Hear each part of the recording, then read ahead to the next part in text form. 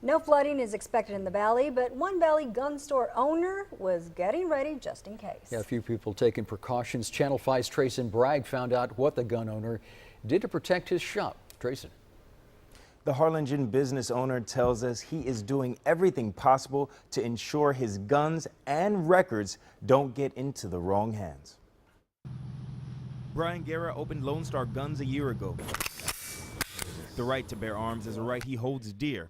He says being a gun owner is a huge responsibility. He tells us that responsibility multiplies when you're responsible for an entire inventory of guns. As Harvey approaches, the Bureau of Alcohol, Tobacco, and Firearms sent him a friendly reminder. ATF puts out an advisement for all of us. We got a phone call this morning from the ATF. It was a recorded call advising us that we were in the area of the storm and that we should take proper preparations. Guerra says he started locking away the guns for safekeeping. He tells us the guns aren't his only worry as Harvey approaches. As important as the guns are, the records for the federal government and for us are equally as important. He explains those records aren't only of inventory. He says the federal government requires that gun store owners keep records of what guns are sold and who they are sold to for 25 years. He says those records are key for helping law enforcement solve crimes.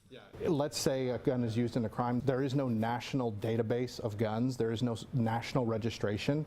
So in the process of an investigation, they would need to have our records in order to see where the guns originated from. He's required to make sure the records stay dry and safe. He's wrapping them in plastic to make them waterproof. Then he'll lock them away in the highest point of his safe. Beyond that, Guerra says he and his business partner have installed cameras with a backup generator as well as audio recording and an alarm system. He tells us he's as prepared for Harvey as possible. Guerra says he plans to keep Lone Star Guns open through the weekend and wait to see what, if any, weather comes. In the studio, Trayson Bragg, Channel 5 News at 10:30.